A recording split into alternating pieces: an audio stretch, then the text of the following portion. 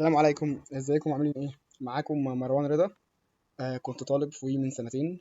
حاليا انا في هندسة عين شمس. دخلت هندسة بعد مشوار كبير جدا وصعب في المعادلة. هتكلم النهاردة عن حاجة مهمة جدا جدا، وهي اللي هو انا وكل اصحابي اللي نجحوا ودخلنا هندسة، ازاي نظمنا وقتنا مع الدراسة وجبنا مجموع عالي في الدبلوم ودخلنا هندسة برضه في نفس الوقت. احنا وضعنا كان مختلف، احنا وضعنا كان اصعب من دلوقتي. كنا بنذاكر هندسة بالعربي، معادلة هندسة بالعربي، ما كانش متاح بالانجلش، ما كانش متاح لينا حاسبات. كنا بنذاكر 6 مواد معظمها أول مرة نشوفها، زي الميكانيكا وزي الكيمياء، وحتى مواد الرياضة والفيزياء يعتبروا جداد علينا، مقابل اللي احنا كنا بناخده ده مش منهج حرفيا. بس ايه اللي فرق معانا؟ ايه اللي فرق معانا وخلانا دايما في التوب ليفلز؟ تنظيم الوقت، تنظيم الوقت، تنظيم الوقت مهم جدا جدا. بس انك تنظم وقتك وتعمل مثلا جدول يومين وتمشي عليه وبعد كده تفكس، ده مش تنظيم وقت، ده مش صح. لكن تنظيم وقت الصح هو الاستمرارية في التنظيم. الاستمرارية في التنظيم عايزة حد عنده شغف، حد عنده عزيمة، وحد اللي هو شايف هدفه، شايف هدفه بيسعى عليه. يعني انت خلي عندك شغف وخلي عندك حلم تسعى ليه. خلي هندسه وحاسبات تارجت ليك، لان دول اعلى كليتين في مصر دلوقتي. كليات القمه في مصر ايه؟ هندسه وحاسبات. خلي الحاجه اللي تجيب لك كليه قمه مرتاح هي الاولويه رقم واحد ليك. ببساطه خلي المعادله هي الاولويه بتاعتك، وبرضه اهتم بالدبلوم، بس طبعا مش الاهتمام الاكبر، لانه في الاول وفي الاخر دبلوم. جبت 90%، جبت 100%، برضه مش هتخش هندسه او حاسبات، هتخش كليات التكنولوجيا المعروفه، مع احترامي ليها طبعا هي كليات كويسه، بس مش هتخش هندسه او حاسبات كليات القمه في مصر. لازم تكونوا على وعي وعلى فهم كبير بكل حرف قلته، لان ده مستقبلكم، ما تخليش حد يضحك عليك. لازم تبدا من دلوقتي، يعني اي حد بدا متاخر وقال هذاكر في 3 شهور وقع. فيعني لازم تبدا بدري. كل ما تبدا بدري كل ما فرص نجاحك بتزيد. انا شخصيا بدات قبل سنه ثالثه. انا وكل الناس اللي نجحت في دفعتي بدانا قبل سنه ثالثه. طب بالنسبه للدفعه بقى الاكبر مني، الدفعه الاكبر مني ولا واحد فيهم نجح، لكن انا كده ايأس؟ لا، انا عارف انا بعمل ايه، عارف انا بذاكر ازاي. هم غلطوا ان هم بداوا في شهرين ثلاثه، قالوا هنكسر نبدا بعد الايه، بعد الدبلوم وبتاع.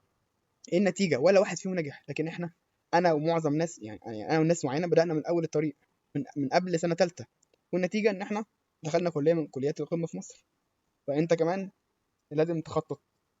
انت دلوقتي اهو قدامك الفرصه والطريق واضح، بس انت اللي بتختار مستقبلك من دلوقتي.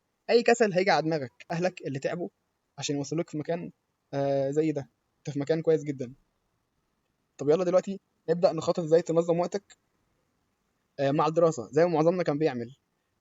دي الطريقه الصح، دي الطريقه الصح اللي اي حد عايز يوصل لحاجه كبيره، عايز يوصل لحلم كبير، يعمل بالموضوع اللي هنعمله دلوقتي ده.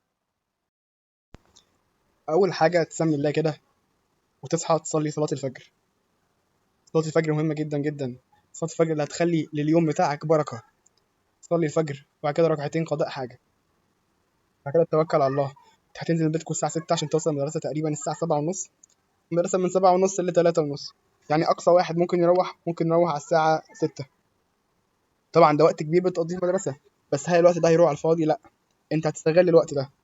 اي حاجه مطلوبه بالمدرسه، يعني مثلا طلب منك تاسك معين، تمام، وعندك وقت فاضي، اعمل التاسك ده، اعمل التاسك ده في الوقت الفاضي ده. خلص اي حاجه خاصه بالمدرسه في المدرسه، ان الوقت بيكون كبير وفي اوقات كتير، يعني وفي اوقات كبيره بتكون فاضيه.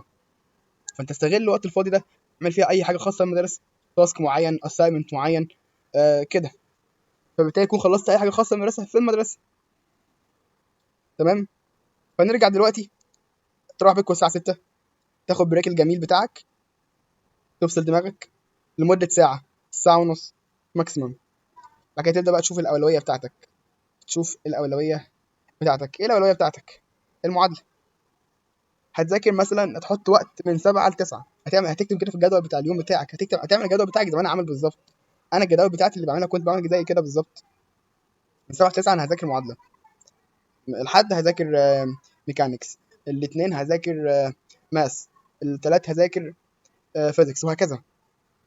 طيب ايه المصادر اللي هتذاكر منها المعادله بتاعتك اللي بالانجلش او حتى بالعربي؟ لو بالانجلش منصه ليرنكس، احنا مظبطين كل حاجه، منظمين الوقت مع الطلبه، معانا تيم من احسن تيم المدرسين في مصر بشهاده الكل، تيم على مستوى عالي الحمد لله. ففي المنصه يقدروا ينظموا لك الدنيا بشكل كبير قوي قوي قوي. مثلا هينزلوا لك اليوم بيومه، انت هتذاكر النهارده كذا كذا، هيكون الجدول نازل لك من بدري عشان انت تعرف تنظم وقتك بقى الحقيقي. اما الناس اللي بتذاكر بالعربي او حتى بالانجلش ممكن برضو تذاكروا من اليوتيوب. لو حد مش عايز يشارك منصات او اي حاجه ممكن اليوتيوب عادي جدا. بس في تغيرات في المنهج لازم تخلي بالك منها، وانك تختار فيديوهات بعنايه اللي تتفرج عليها. تمام. فالساعتين دول مهمين جدا، اهم ساعتين في اليوم. وعايز اقول حاجه مهمه، ركز في اللي اقوله دلوقتي حالا. في حاجات مشتركه كبيره جدا جدا، يعني منهج الماس بتاع التكنولوجيا التطبيقيه او بتاع وي هو بتاع المعادله، بس بتاع المعادله اكبر وادفانسد اكتر. يعني يكفي انك تذاكر المعادله بس. انا كنت بعمل كده، بذاكر المعادله بس، بضرب عصفورين بحجر واحد. يعني ايه بضرب عصفورين بحجر واحد؟ يعني مثلا بذاكر يونت الماس، بذاكرها مره واحده بس. فين؟ في المعادله. كاني ذاكرتها في المعادله فيه وحليت عليها. بخش امتحانات الشهور وامتحانات الفاينل ما غلطتش يعني ولا نص درجه في الماس او الفيزيكس. فدي حاجه مهمه جدا، انك تمالتي تاسكينج at the same time بحاجه واحده. فدي نقطه مهمه لازم تركز عليها. تمام. خلصت الدرس بقى، يعني انت هتاخد في الوقت ده، يا عم خد ليسون، خد نص ليسون، المهم تاخد اي حاجه في الوقت اللي هو من 7 ل 9 ده. ده وقت مهم جدا، اهم ساعتين في يومك. يعني شوف يومك 24 ساعه، دول اهم ساعتين فيهم اللي هيوصلوك للتارجت بتاعك. تمام. تمام جدا. خلص يا باشا وخد البريك الجميل بتاعك. يو ار نوت ماشين، لازم ترتاح عادي جدا، اخرج مع اصحابك عادي جدا. في يوم مثلا جمعه ما تحطش فيه اي حاجه، يوم جمعه مثلا يكون فاضي تماما. يوم جمعه تكون ده يوم صلاه الجمعه، تقعد مع اهلك، تخرج مع اصحابك بالليل عشان تستعد. خلي اول يوم زي اخر يوم، اول يوم دراسه زي اخر يوم دراسه. بعد ما خدت البريك الجميل ممكن تيجي بقى على الساعه 10، يعني تيجي من 10 لحد 11. ممكن دي ده اوبشنال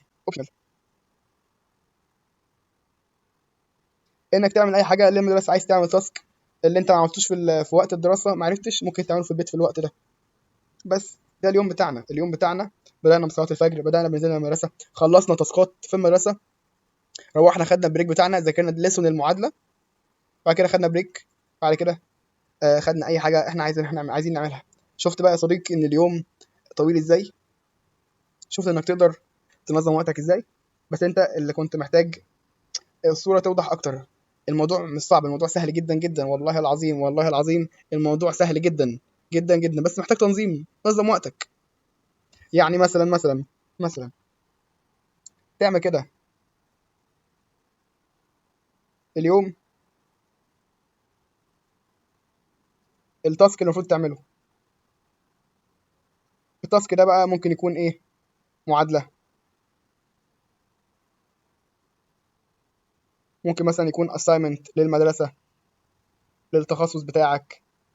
فانت مثلا هتقول الاسايمنت ده هعمله مثلا من الساعة 10 ل 11، المعادلة من الساعة 7 للساعة 9، ده يوم الحد. وهكذا باقي الأيام لحد آخر الأسبوع. أنت اعمل جدول أسبوع، اعمل جدول شهر، المهم تعمل جدول. بس ده كان فيديو، معظمكم طلب إن أنا أعمل حاجة زي كده عشان الدنيا توضح أكتر. وبإذن الله أشوفكم مهندسين ومهندسات، وربنا يوفقكم كلكم بإذن الله.